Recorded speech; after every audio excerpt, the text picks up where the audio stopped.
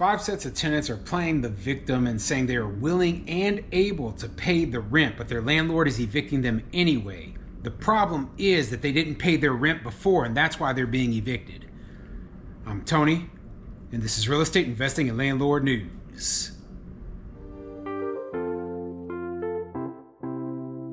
All right, so I have an interesting article for you today, and it's going into this mindset that a lot of tenants have that, hey, you know what?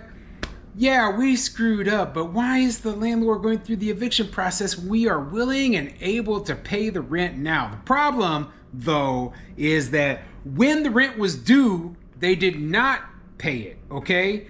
They got behind on the rent, the landlord filed eviction, and now if the landlord accepts their partial payments or whatever, then they have to start the whole process over again. And you know what? For the landlord in this story, they just decided, you know what? It's easier for me to just go ahead, go through the entire eviction process, get rid of these crappy tenants right now and not worry about it. But the tenants are claiming, oh, it's not fair. This is an evil landlord. No, this is a landlord who not only wants to get rid of tenants who are not paying rent, but might want to remove those tenants so that they can turn those units over and possibly get more rent than what the current tenants are paying.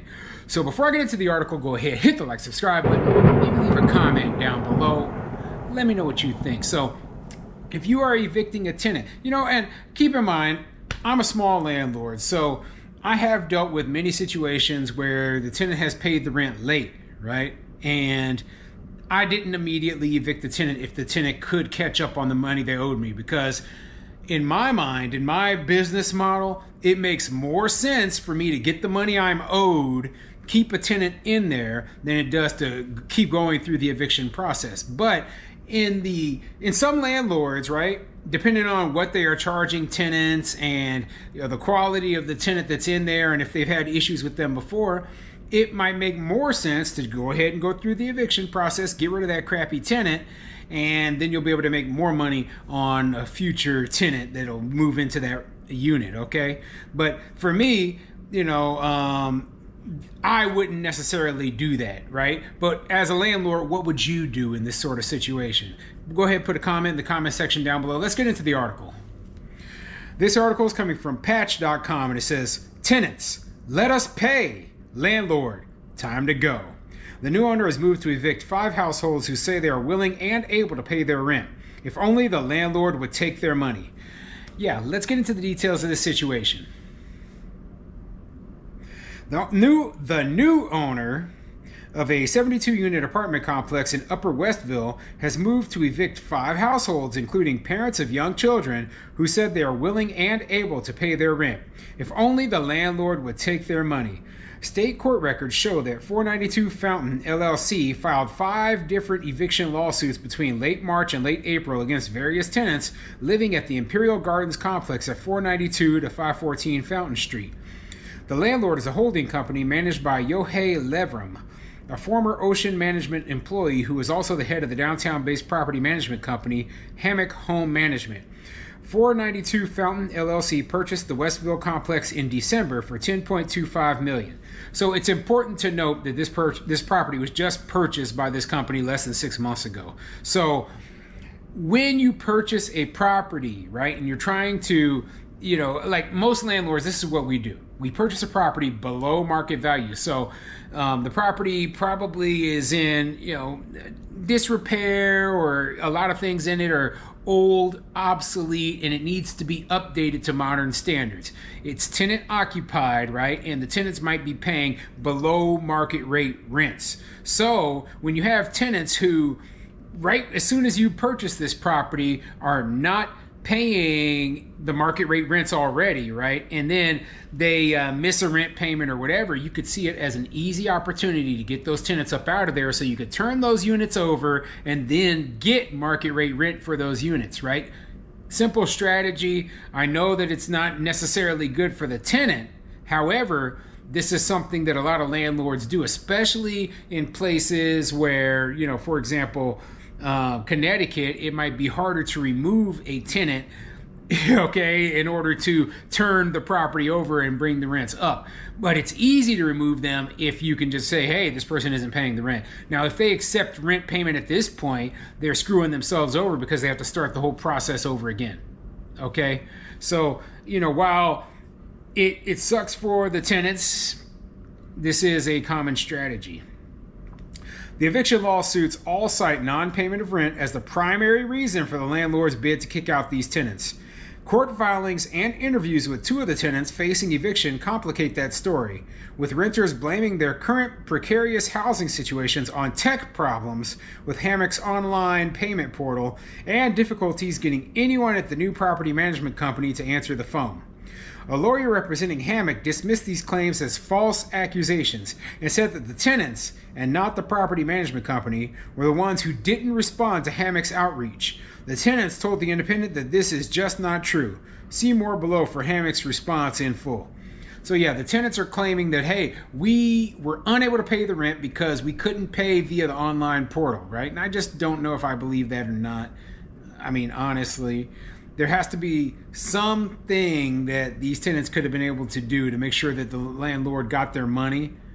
But supposedly that just didn't happen. I don't know. We'll throw that out there. But at the end of the day, they didn't pay their rent. The landlord had a right to evict them for that reason alone, and does not have to accept payment after that rent date if they want to go through with the eviction process. So that's what they're doing. So far, 3 of the 5 Imperial Gardens tenants facing eviction have reached stipulated agreements in housing court that buy them a little bit more time before they have to uproot their lives and leave. One of those tenants reached an agreement on Thursday with the help of legal aid lawyer Amy Marks, who is also the alder who represents the ward that includes Imperial Gardens. Marks stepped in last minute to help the tenant after finding out about her case while in court. Of the 2 other Imperial Gardens eviction cases, one has seen a judge enter a default judgment against the tenant for not filing an appearance in court. The 5th and most recently filed case is still working its way through the court system, though that tenant has also not yet filed an appearance. Yeah, if you don't show up to court, guess what? Default judgment against you, you're evicted. That's pretty simple, okay? But, when I think about this sort of situation, I think about, hey, this whole thing could have been resolved if you had, pressed the issue of making sure that your rent had been paid. Now, does that mean that the landlord is under any obligation to keep you up in there? No. And the fact that this is a newer landlord, somebody who just purchased the property, kind of leads me to believe that they want as many tenants up out of there so they can turn these units over as possible, okay?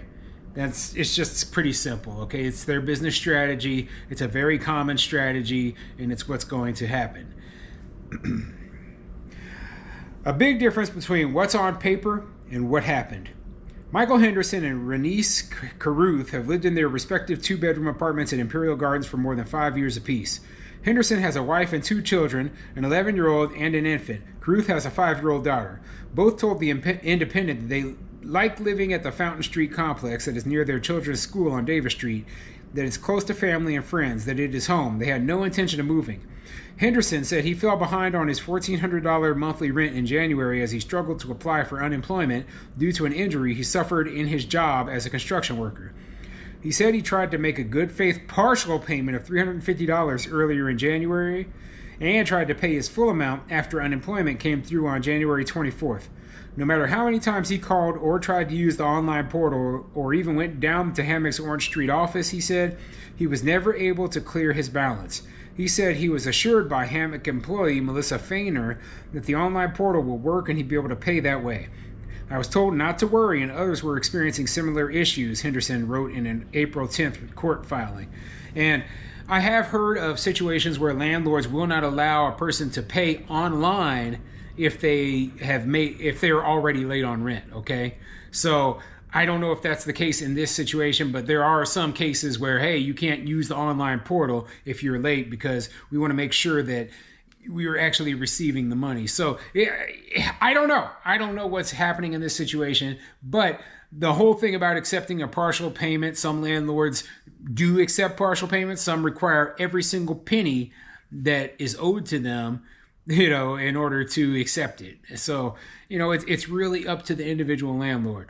All I know is that when it comes down to it, all of these people were put in this position because they did not pay their rent on time, and now they're facing eviction. And the landlord is under no obligation to keep these people living up in these units. But what do you think? Okay, do you think the landlord's in the right, or do you think that the tenant is in the right? Put a comment in the comment section down below.